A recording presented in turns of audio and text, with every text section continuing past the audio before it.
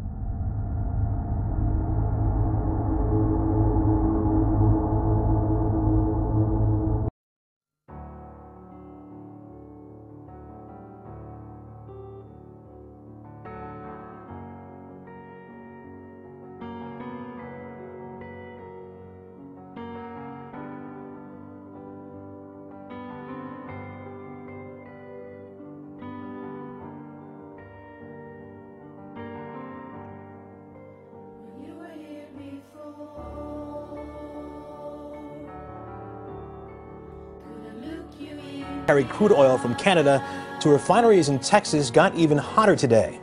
Protesters marched around the White House. The president had postponed consideration of a permit last summer, citing environmental concerns. But Republicans demanded a decision. Extracting crude from tar sands is a process that a lot of environmentalists say produces incredibly high levels of greenhouse gases. Nobel Peace Prize recipients, top scientists, celebrities, lawmakers have all asked President Obama to deny the permit for this pipeline. Another big economic issue domestically for us is going to be the success or the failure of the Keystone XL pipeline. Right. You've heard President Obama on a trip that he made in Nebraska, one of the states where the pipeline is going to go through, he said that a big spill is not worth the extra jobs that this project would create. Are you at all concerned that this issue is moving in the wrong direction for us? Well, I guess we don't know. I mean, I actually read President Obama's comments. I thought they were on balance pretty neutral. This decision ultimately rests with him. This project is supported overwhelmingly, notwithstanding all the vocal opposition. If you look at business interests, labor interests, and interests across the various states, this project is very strongly supported in the United States.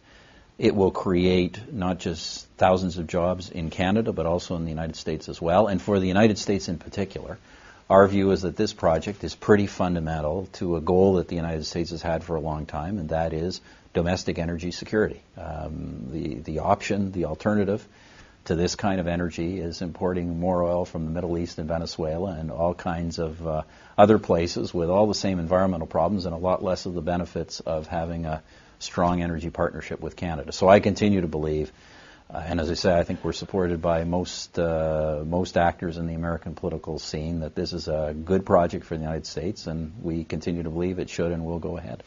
President Obama today denied the application for a hotly debated oil pipeline project. That this deadline was arbitrary and it was rushed. Record about the Keystone XL project.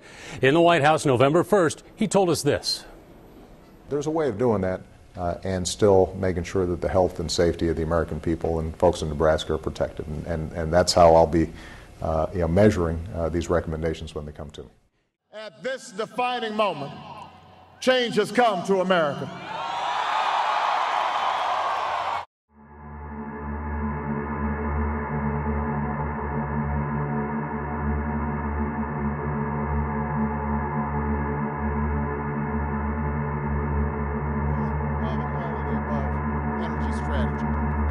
Now, under my administration, America is producing more oil today than at any time in the last 8 years. That's important to know. Over the last 3 years, I've directed my administration to open up millions of acres for gas and oil exploration across 23 different states. We're opening up more than 75% of our potential oil resources offshore. We've quadrupled the number of operating rigs to a record high. We've added enough new oil and gas pipeline to encircle the earth and then some. So we are drilling all over the place right now. That's not the challenge. That's not the problem.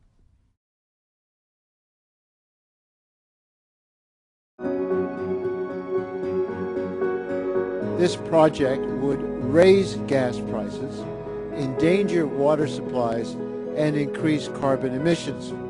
What's good for oil companies is not always good for America, and that's especially true of this proposal.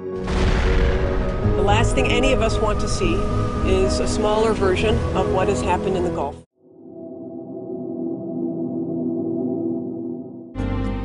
There are things in there like benzene and polycyclic aromatic hydrocarbons. There's a bunch of toxic constituents in there. Some of them are carcinogenic. TransCanada likes to claim that if they build a new pipeline, it'll be basically fail-safe. But they built a pipeline only 1 year ago, and that pipeline's already had 12 spills.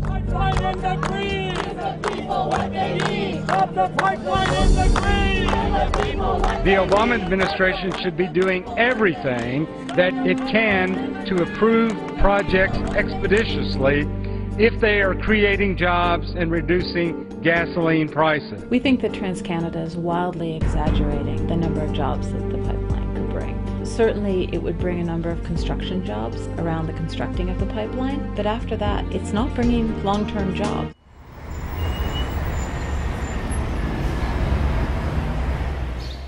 Have you heard about the Keystone pipeline? No. Have you guys heard about the Keystone pipeline? Is that a movie? Yeah, that's a movie, isn't it? Have you heard about the Keystone pipeline? No. So, have you heard about the Keystone XL project? No. Have you heard about the Keystone XL pipeline? No. No. No. You heard about the Keystone pipeline? No. The Keystone XL pipeline? No, what is that?